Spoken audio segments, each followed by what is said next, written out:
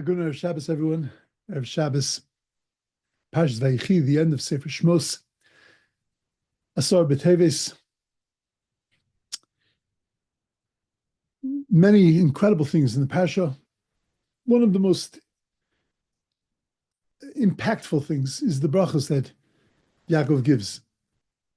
Yaakov gives brachas to his children, he gives brachas to his grandchildren, frames them for the future, tells them what their kochas are, which is the biggest bracha in the world, to know exactly who you are, to be able to actualize that and to be able to live your life based on and focused on who you really are and what you can really accomplish.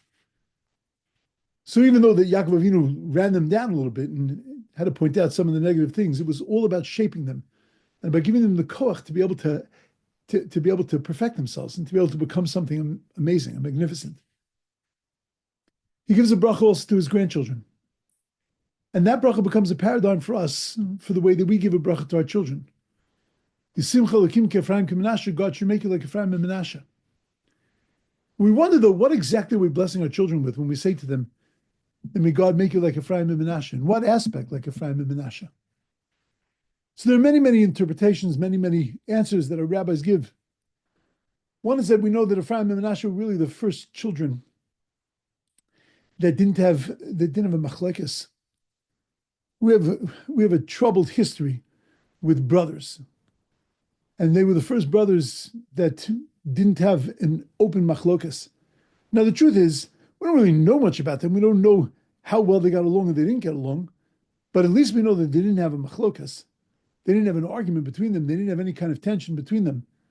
But there were many others that also didn't have tension between them that could have been used as paradigms. So what else could it be that we were blessing our children with? There were those who want to say that they represented Sur Meirava Seitov, that if you look at their names, they represented the leaving of evil and of the embracing of good, and that those are two things that we need. We need to be able to have the ability both to leave things that are negative, but to be able to then take that energy and to move it into something positive.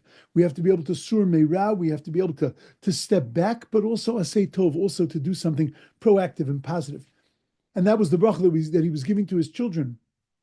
That children should be like Ephraim and Menashe. They should be able to have that ability to be able to be Sur Meira and Asay Tov. Beautiful. There are others that explain that both of them, if you look at their names, they were both products of suffering, of the difficulties that Yosef was going through. And we give a bracha to our children that they should have the strength to be able to withstand their difficulties and the vicissitudes of life. Also, beautiful bracha. There are those who want to explain that what were we saying? What do we say when we say that our children should be like Ephraim and Menashe? Ephraim and Menashe represented Torah. One was the chavrusa of Yaakov Avinu, and the other was the sidekick of Yosef. So it's Torah and Gedula, Torah and greatness. And that we should bless our children, that they should have that ability to be like Ephraim and Menashe. That they should have Torah and they should have Gedula. They should be able to embrace the world and they should be able to embrace the Torah. The Torah, of course, coming first. Explains the Gemara, which says that because Shelo Berchu b'Torah Tchila, because there was a generation where we didn't give a bracha to Torah first. What that means is that when we blessed our children, we didn't bless them the way they were supposed to be blessed, by giving them first that bracha of Torah, and then once they achieve Torah, to be able to achieve Gedula. Also a beautiful thing. But I think that there was something else. And I think it's something that we have to have in mind when we give a bracha to our children.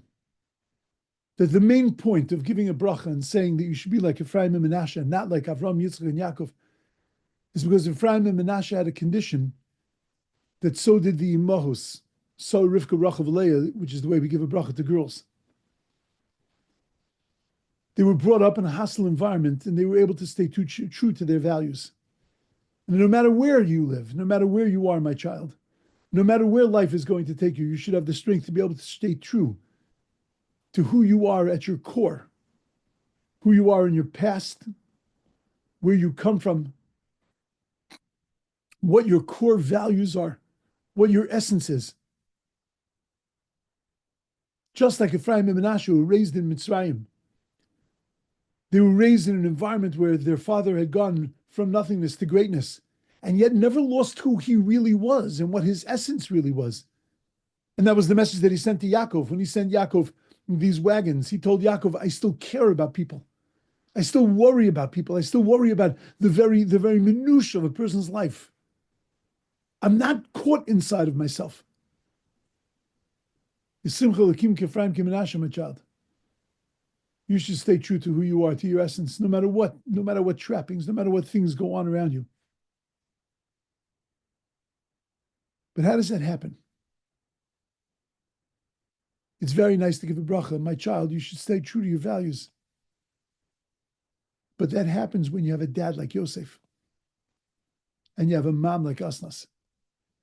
When you have parents that have core values and transmit those core values onto their children, that's how you can end up with a child like Ephraim and Menashe.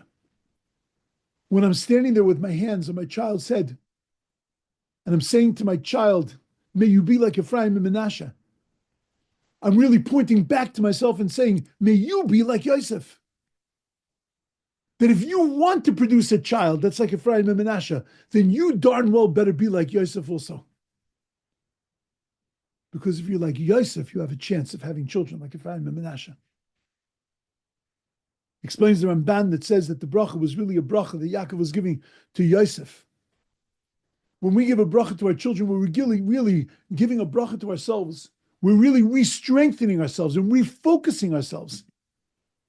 That what is my life's commitment? My life's commitment is to raise children like Ephraim and Menashe. And if that's my life's commitment, then my life's commitment is to be like a Yosef. To be somebody who, no matter what kind of winds in the world are blowing, they stay straight and committed, not just to what they know is the right thing, but what they are internally.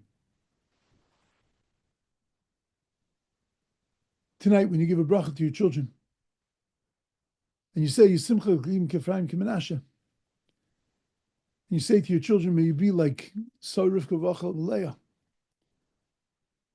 Remember to also say to yourself, and I commit myself to be like Yosef, that can produce children like this, that can produce an Ephraim and Menashe, that can produce these kinds of focused, powerful human beings. Because if I'm focused and powerful, then I'll have the nachas of having focused and powerful children. Ultimately, the buck stops here. Have a beautiful, amazing, wonderful, beautiful Shabbos.